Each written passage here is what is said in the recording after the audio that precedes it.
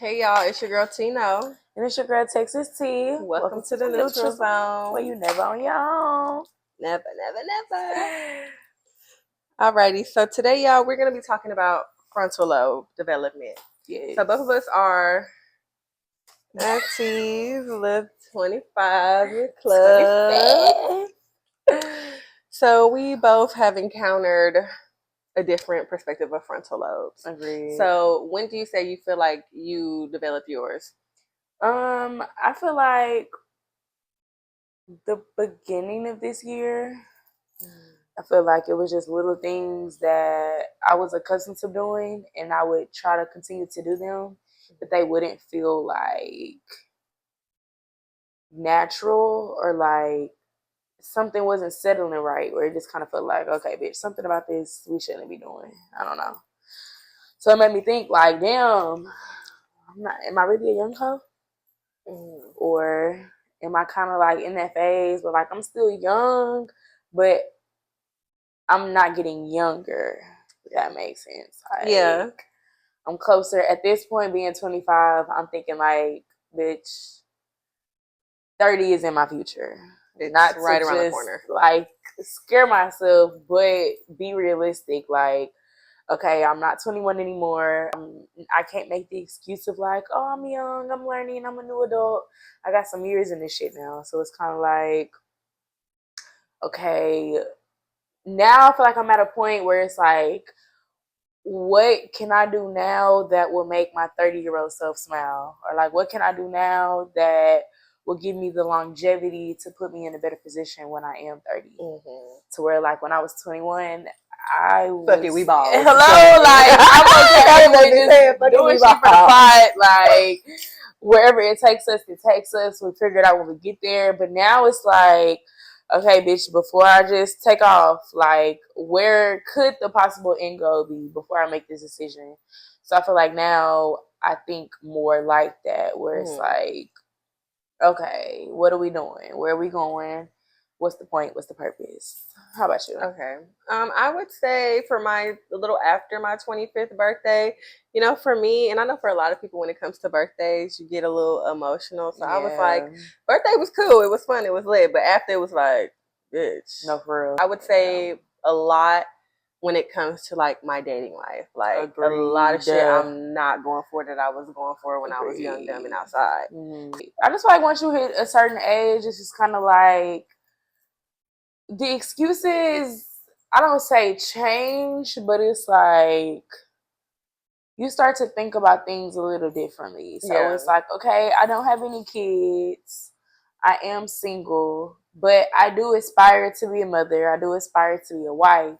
So it's like now I'm in the mindset of like, okay, well, what can I be doing now that will put me in a position or put me in the best position to be a good wife or a good mother, or like putting myself in a position to where at least I'm stable so where when I do start taking on different responsibilities and different titles, I feel like I would be more content with myself. I'll even say career wise too. Like this is very much like a testful year for me. Career wise, I did have a really good job, but it just wasn't something that I really wanted to. I'm not gonna say something that I didn't want to do, but it wasn't true to who I want to be. So I made a big jump, and we still figuring out to see where it's gonna go. So we just trust in God. So I feel like also too with my frontal lobe developing, I've learned to trust myself and trust God and trust the process and stop trying to control shit, because you're not in control of shit at all. But I just feel like at this time, being 25, it's like, this is the time where you are supposed to find different avenues, just explore. If you don't like a job, quit that hoe.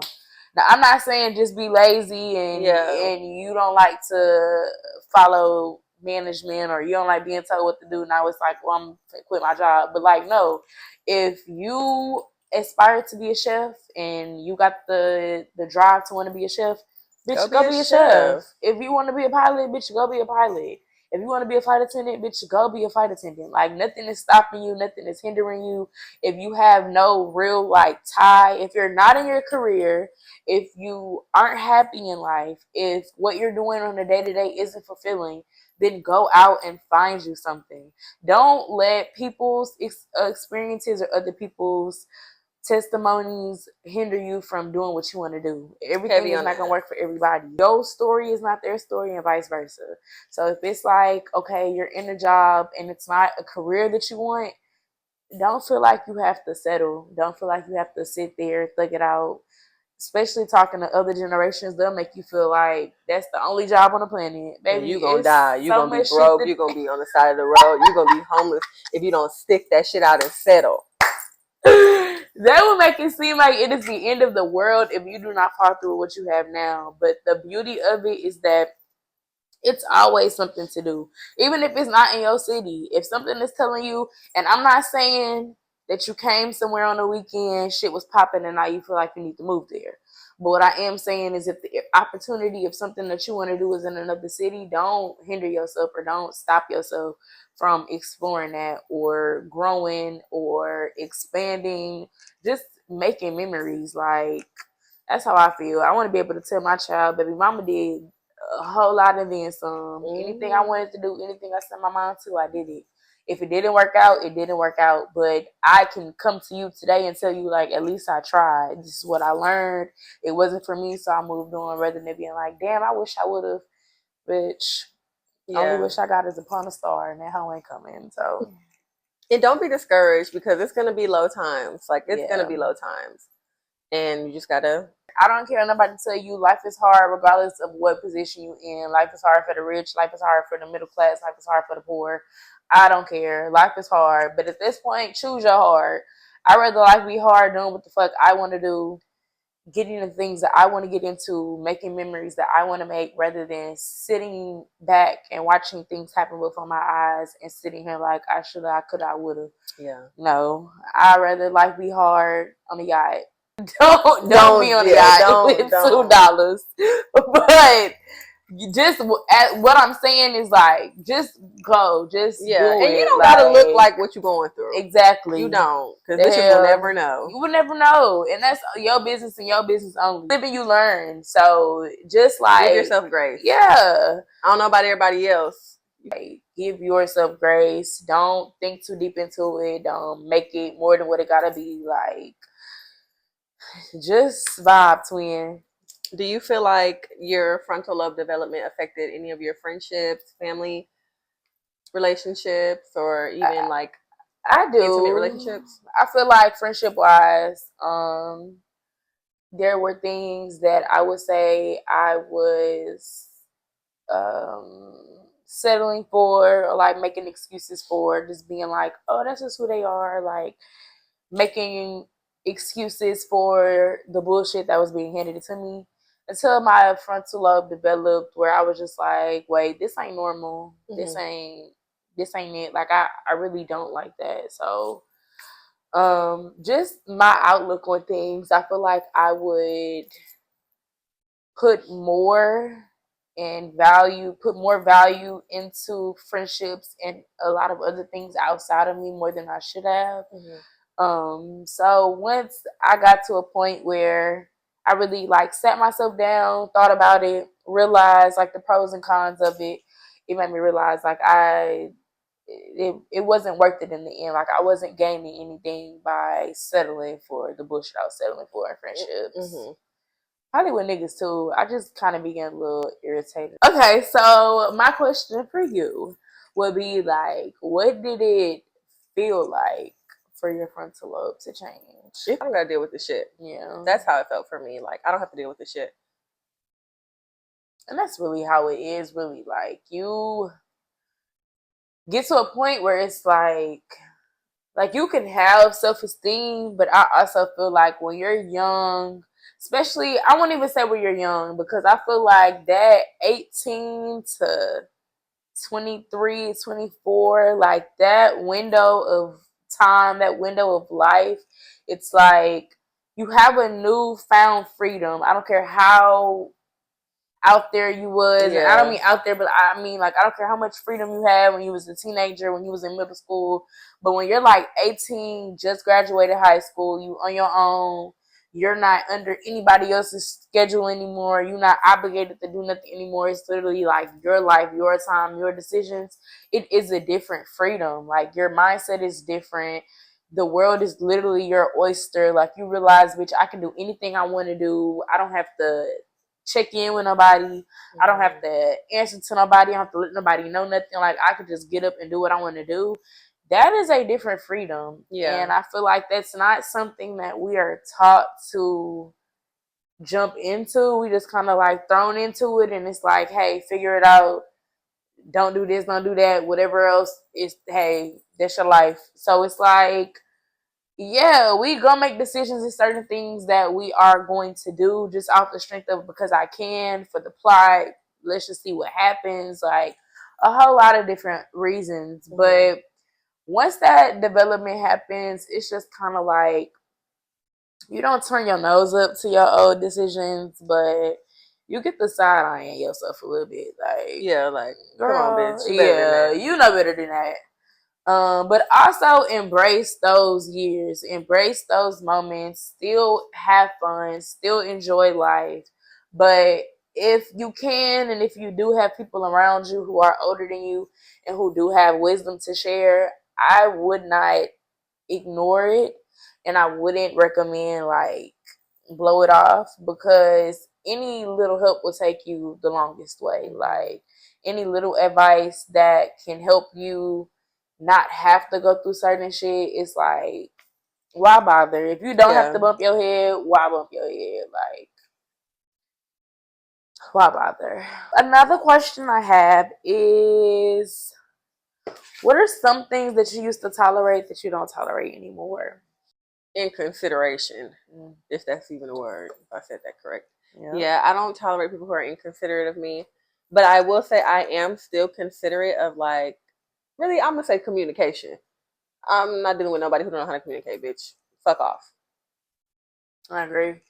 I would say, for me, it would be, I would say being inconsiderate or lack of consideration too. Like I feel, I do give people a lot of grace. I'm very understanding. I'm real quick to be like, well, you know, I get it. Da da da.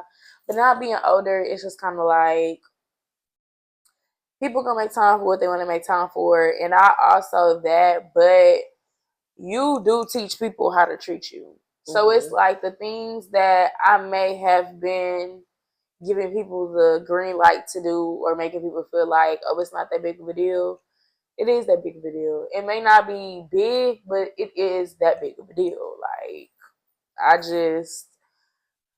I can't go for the small things. I can't go for the little excuses. I can't go for the small talk. Like, if you say you're going to do something, I'm going to hold you to it. And if you don't, you got to go. Our second segment is Spill the Tea. This segment is kind of where we just like express and share personal experiences based off of what we talked about. So like frontal lobe development, for Spill the Tea, I will say, what has been like your favorite moment of like watching yourself grow up? I would say, and it may sound a little like minor or whatever, but it was a big thing for me. I was so emotionally attached to my hair, like dead ass. Every time I would get my motherfucking hair done, get a silk press, whatever, I'm crying if the bitch took half an inch off. Yeah. Like, oh my God, please. So it was this year when I was 25. I was just like, you know what? I literally had quit my job, and I'm like, I just want to fresh start. Like, I'm gonna just cut my shit, and I cut it, and it was horrendous in the beginning. It was hell. It was not cute. It was not hot. It was not me.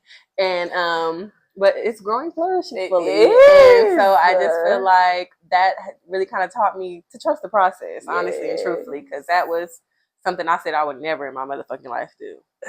We love short hair Tia. She's so Tia. We love it. What about you? What would you say? For myself, I feel like